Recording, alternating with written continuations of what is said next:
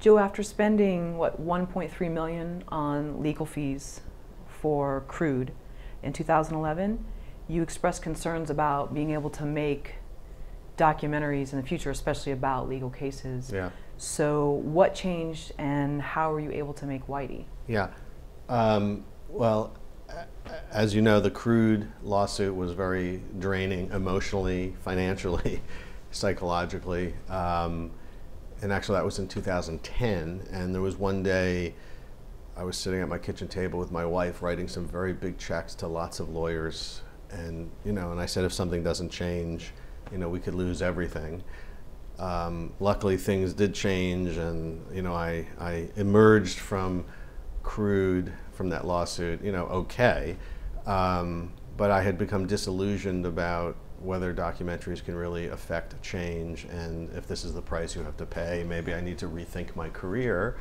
But then that year was bookended beautifully in August of 2011, exactly a year later from that day where I was writing all these big checks. It was announced that the West Memphis Three were getting out of prison. And of course the films, the Paradise Lost series played a big role in that, because it was kind of those films, while I don't want to take full credit or even anything close to that, because a lot of very unique circumstances came together, and tens of thousands of people, very generously agitated for the release of the West Memphis Three, and notable celebrities came in, and a unique set of circumstances came together to release the West Memphis Three, or to put pressure on the authorities.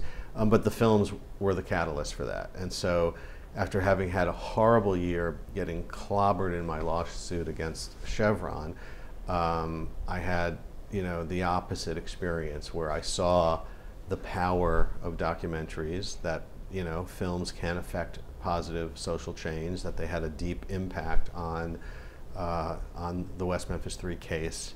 And thankfully that renewed my spirit, and I got out of my doldrums, and I carried on.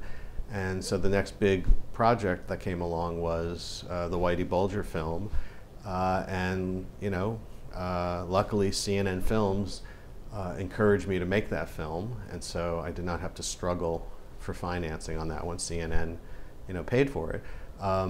So it wasn't really so much about the money, it was more about the emotional fortitude it requires to make these kinds of films, to enter into these kinds of worlds, the battles you have to undertake to get your story out there.